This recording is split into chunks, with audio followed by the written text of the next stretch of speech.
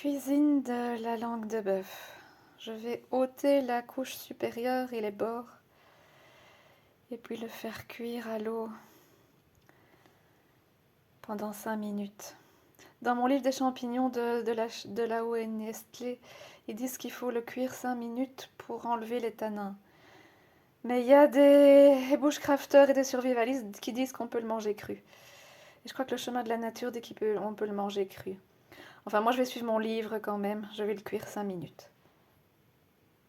J'avais pas montré ce côté-là, donc c'est vraiment à la coupe. Mais c'est vrai qu'il y a comme des veines et quand on le coupe, c'est blanc. Et là, c'est devenu rouge. Ça s'est rempli de... Enfin, les veines sont blanches quand même. Et il y a comme des veines blanches, tout plein de petits trous blancs comme ça. Enfin, de veines blanches. Je vais le couper en morceaux quand même pour enlever les tanins et le faire bouillir 5 minutes. À la coupe, on voit nettement les veines blanches. Je suis en train de le couper. C'est dans l'eau.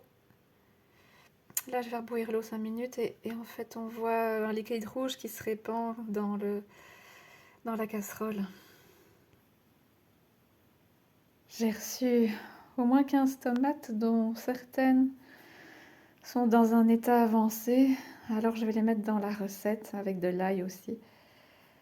C'est vrai que cette saison, il faut transformer pour pas gaspiller.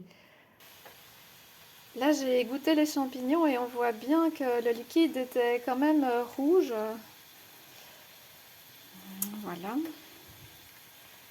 Et les champignons dans la poêle que je vais faire poêler 10 minutes. Je vais rajouter l'ail et les tomates aussi. Et je mangerai cette préparation avec des pâtes. À la prochaine fois. On pourrait peut-être mettre un peu de crème fraîche aussi dedans. Enfin, je verrai bien. Peut-être je rajouterai de la crème fraîche. Je vais goûter.